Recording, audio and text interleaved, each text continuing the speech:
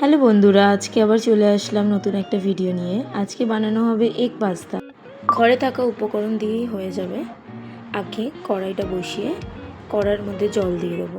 জলটা একটু গরম হয়ে গেলে পাস্তাগুলো দিয়ে ওর মধ্যে নুন, সাদা তেল দিয়ে পাস্তাটা সিদ্ধ করে নেব। তারপরে কড়াইয়ের মধ্যে তেল দিয়ে দুটো ডিম ঝুড়ো ঝুড়ো করে ভেজে তুলে রাখবো। তারপরে ডিমগুলো তুলে নিয়ে ওর মধ্যে তেল দিয়ে ওর মধ্যে কেটে রাখা আলু দিয়ে একটু ভাজা ভাজা করে পেঁয়াজ দিয়ে দেবো। আমি লঙ্কাটা দিচ্ছি না, তোমাদের ইচ্ছে মতো তোমরা লঙ্কাও দিতে পারো। তারপর পেঁয়াজটা একটু ভাজা ভাজা হয়ে গেলে ওর মধ্যে পাস্তা দিয়ে দেবো।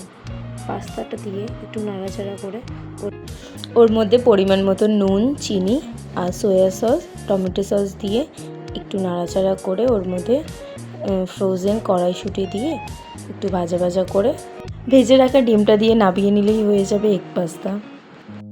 ভিডিওটা ভালো লেগে থাকলে লাইক, কমেন্ট আর সাবস্ক্রাইব করে দিও। আর হ্যাঁ, শেয়ারটা করতে ভুলবেন না যেন। টাটা।